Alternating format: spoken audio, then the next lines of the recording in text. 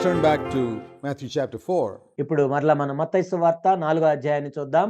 We were looking at the first thing that Jesus commanded there was to learn to receive God's word. అక్కడ యేసుక్రీస్తు ప్రభువారు బోధించిన మొదటి ఆజ్ఞ ఏంటంటే దేవుని యొక్క వాక్యాన్ని స్వీకరించడానికి మనము ప్రాధాన్యతనివ్వాలి.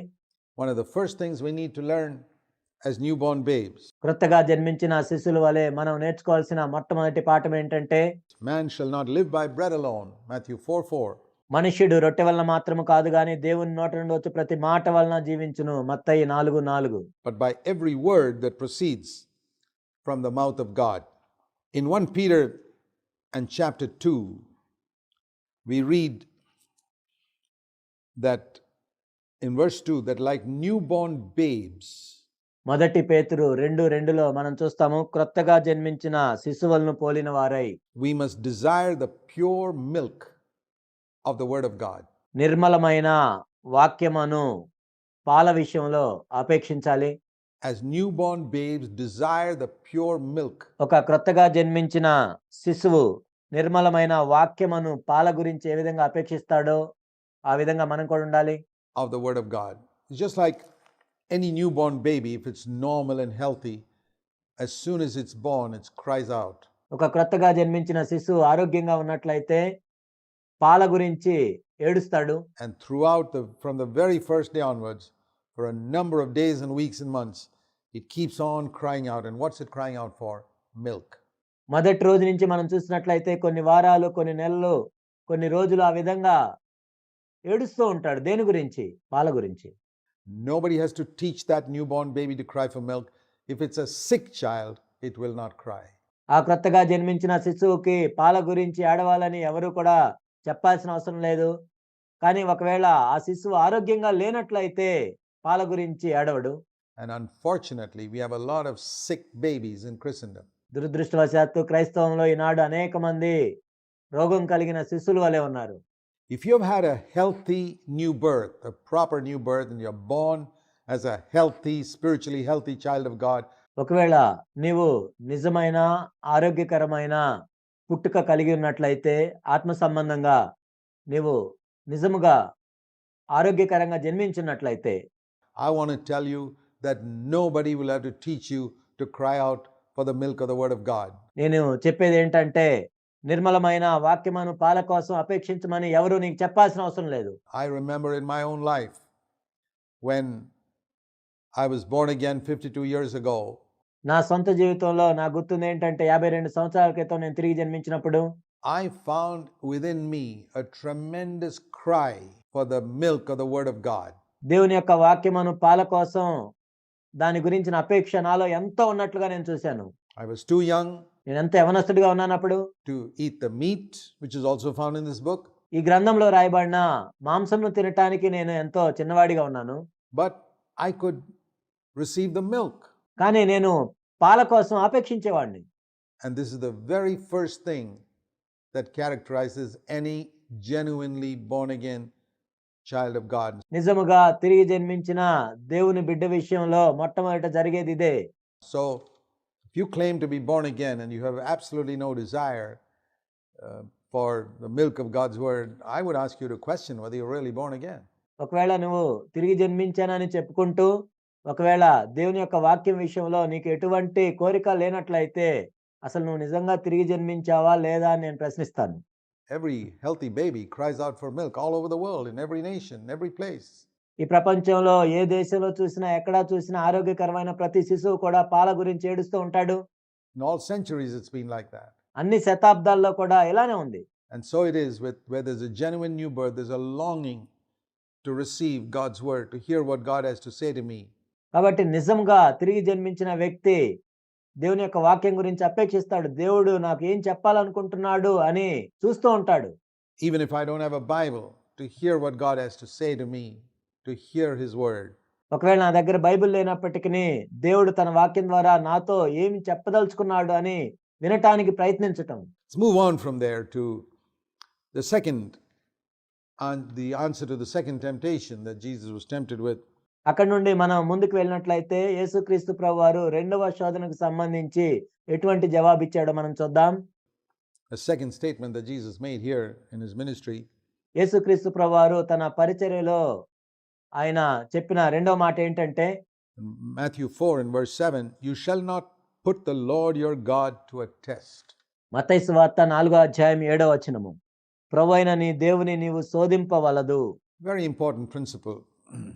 ఇది కూడా ఎంతో ప్రాముఖ్యమైన నియమము. What the devil was saying to Jesus was, యేసుక్రీస్తు ప్రభువుతో అపవాది ఏం చెప్తున్నాడంటే, if you're the Son of God, why don't you just throw yourself down ఒకవేళ నువ్వు దేవుని కుమారుడు అయితే నువ్వు క్రిందకు దూకొచ్చు కదా, from the top of the temple దేవాలయం శిఖరం మీద నుండి క్రిందకు దూకి and claim the promise of God? For he said in Psalm 91, it says in Matthew 4:6, he'll give his angels charge concerning you. In their hands they'll bear you up lest you strike your foot against a stone. కీర్తనలు 91లో ఉన్న వాగ్దానాన్ని ఎత్తిపట్టుకోవచ్చు కదా. మత్తయి సువార్త 4:6లో చెప్పాడు, ఆయన నిన్ను గూర్చి తన దూతలకు ఆజ్ఞాపించును, నీ పాదం ఎప్పుడైనా రాతికి తగలకుండా వారు నిన్ను చేతులతో ఎత్తుకొందురు. This teaches us that Satan can even quote God's word to you. ఇక్కడ మనకు తెలిసేది ఏంటంటే అపవాది లేఖనాలను కూడా ఎత్తి చూపిస్తాడు. Now this follows on from the first temptation. మొదటి శోధన తర్వాత ఇది జరిగిన రెండవ శోధన. The first time he told Jesus to turn the stones into bread. మొదటి శోధనలో మనం చూసినట్లయితే అపవాది ఈ విధంగా చెప్పాడు, నీవు దేవుని కుమారుడు అయితే ఈ రాళ్ళు రొట్టెలగునట్లు ఆజ్ఞాపించు. And Jesus said, hey, man doesn't live by bread alone. He lives by every word of God. అప్పుడు యేసుక్రీస్తు ప్రభువారు ఏం చెప్పారంటే, మనుష్యుడు రొట్టె వలన మాత్రము కాదు కానీ దేవుని నోట నుండి వచ్చే ప్రతి మాట వలన జీవించును. And Satan caught on to that and said, every word of God, is it? Okay, here's the word of God. అప్పుడు అపవాది ఏం పట్టుకున్నా అంటే, ప్రతి మాట కదా దేవుని మాట అని, దేవుని మాట గురించి ఇక్కడ చెప్తున్నాడు. He will give his angels charge over you and you will not, your foot will not strike against a stone. So why not jump off from the temple? ఆయన నిన్ను గూర్చి తన దూతలకు ఆజ్ఞాపించును, నీ పాదం ఎప్పుడైనా రాతికి తగలకుండా వారిని చేతులతో ఎత్తుకొందురు, కాబట్టి దేవాలయ శిఖరం నుంచి నువ్వు క్రిందకు దూకు అని చెప్తున్నాడు. So when the devil sees that you have learned to respect God's word, the next thing he will try to do ఎప్పుడైతే నీవు దేవుని యొక్క వాక్యానికి విలువిస్తున్నావు అని అపవాది చూసినప్పుడు తర్వాత అపవాది చేసేది ఏంటంటే, is to try and twist God's word to make it mean something it didn't mean at all. దేవుని యొక్క వాక్యాన్నే తీసుకొని ఆ వాక్యం నిజంగా ఏదైతే అర్థం చెప్తుందో దాన్ని కాకుండా దాన్ని వేరే విధంగా అర్థమయ్యేటట్లు చెప్తాడు. Or to misquote God's word, or to take God's word out of context. లేనట్లయితే దేవుని యొక్క వాక్యాన్ని అసందర్భంగా ఎత్తి చూపిస్తూ ఉంటాడు, సందర్భం లేకుండా దాన్ని మాట్లాడుతూ ఉంటాడు. And I can think of numerous Christians I met in my life who have quoted a scripture from here or there completely out of context. నా జీవితంలో నేను అనేక మంది క్రైస్తవులను ఈ విధంగా చూశాను. వారేంటంటే అక్కడ ఒక వాక్యం ఇక్కడ ఒక వాక్యం చూపించి సందర్భం లేకుండా దాన్ని ఎత్తి చూపిస్తూ ఉంటారు.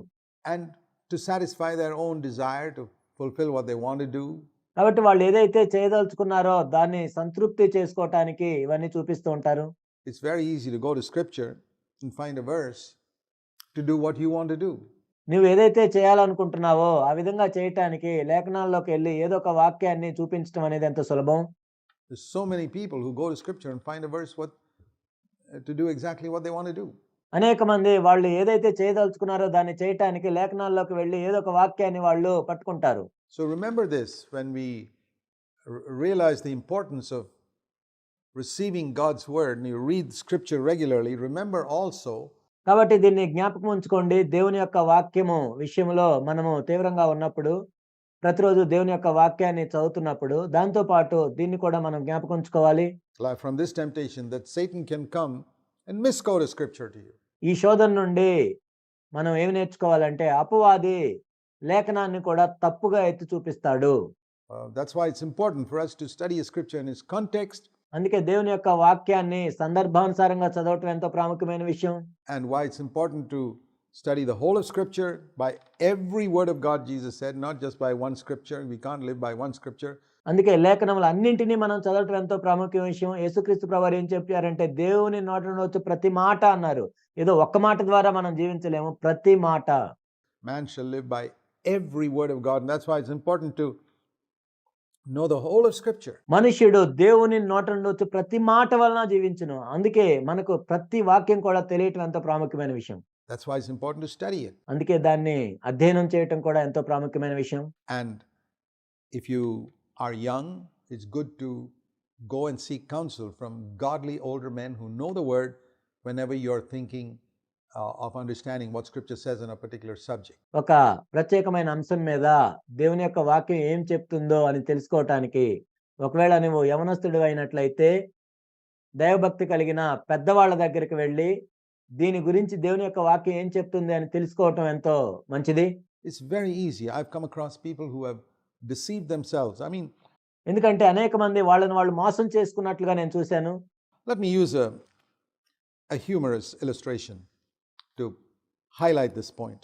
దీన్ని నొక్కి చెప్పడానికి నేను ఒక హాస్యంతో కూడిన సాదృశ్యాన్ని మీకు చెప్తాను. Consider a young man who's very much in love with a girl called Grace. ఒక యవనస్తుడు ఉన్నాడు. ఆ యవనస్తుడు కృప అనే ఒక యవనస్తురాలతో ఎంతో ప్రేమలో ఉన్నాడు. And he wants to find the will of God. దాని గురించి దేవుని యొక్క చిత్తాన్ని కనుక్కోవాలని ఆ వ్యక్తి అనుకున్నాడు. Or at least he thinks he does. But he's already very much in love with this girl and he wants to marry her and he just wants God's approval. కనీసం ఆయన దేవుని చిత్తాన్ని కనుక్కుంటున్నాను అని అనుకున్నాడు. కానీ ఇప్పటికే అతడు ఎంతో ప్రేమలో ఉన్నాడు. తనను వివాహం చేసుకోవాలనుకుంటున్నాడు కాబట్టి కేవలం దేవుడు ఆమోదించాలని అనుకుంటున్నాడు. So one day he reads in 2 Corinthians 12 verse 9, "My grace is sufficient for you." ఒకరోజు 2 కొరింథీ 12:9 చదువుతూ ఉన్నాడు. నా కృప నీకు చాలును. And he's convinced. ఆయన ఒప్పించబడ్డాడు. God has spoken to me. దేవుడు నాతో మాట్లాడాడు. Grace is the girl for me. కృప అనే అమ్మాయే నా కోసం ఉంది. He's just satisfying his own desire. కాబట్టి తన కోరికను తాను తృప్తిపరుచుకుంటున్నాడు. Now take another example. ఇంకొక ఉదాహరణ మనం చూసినట్లయితే Here's a young man whose parents have suggested some girl called Grace to him whom he doesn't like at all. ఇక్కడ ఒక యవనస్తుడు ఉన్నాడు. తన తల్లిదండ్రులు కృప అనే ఒక అమ్మాయిని చేసుకోవాలని చెప్తూ ఉన్నారు. కానీ ఈ అబ్బాయికి అసలు ఇష్టం లేదు. And he has no interest. He's not attracted to her. And he tells his parents, "I got to find God's will." తనకు ఎంత మాత్రం ఆసక్తి లేదు, ఎటువంటి ఆకర్షణ లేదు. కాబట్టి నేను దేవుని చిత్తాన్ని కనుక్కుంటానని చెప్పాడు. And so he reads the same verse, 2 Corinthians 12 verse 9. 2 కొరింథీ 12:9 అదే వాక్యాన్ని ఈ వ్యక్తి కూడా చదువుతున్నాడు. And he says, "My grace is sufficient for you." And he goes to his parents and says, "God has spoken to me." నా కృప నీకు చాలును అని ఉంది. తన తల్లిదండ్రుల దగ్గరికి వెళ్ళాడు. దేవుడు నాతో మాట్లాడాడు అని చెప్తున్నాడు. That his grace is sufficient for me. I don't want this girl called Grace. God's grace is enough for me. నాకు దేవుని కృప చాలు కానీ ఈ కృప అవసరం లేదు అని చెప్పాడు. You see how from the same verse, చూడండి, ఒకే వచనం నుండి these two young men get two different answers to satisfy their own lusts, what they want to do. ఈ ఇద్దరు యవనస్తులు కూడా 2 రకాల జవాబులు పొందారు వాళ్ళ కోరికలు తీర్చుకోవటానికి. They try to put into God's word. వాళ్ళు చేయాలనుకున్నది చేయటానికి దేవుని యొక్క వాక్యాన్ని అడ్డం పెట్టుకున్నారు. That's one example of how how the devil can take a scripture and quote that to you. ఇది మనం చూడటానికి ఒక ఉదాహరణగా ఉంది. అపవాది లేఖనాన్ని తీసుకొని కూడా ఏ విధంగా చూపించగలడో. I mean, if he tried it with Jesus, యేసుక్రీస్తు ప్రభు దగ్గరే అపవాది ఆ ప్రయత్నం చేస్తే don't you think he'll try it with you? నీతో ఆ ప్రయత్నం చేయడానికి మీరు అనుకుంటున్నారు?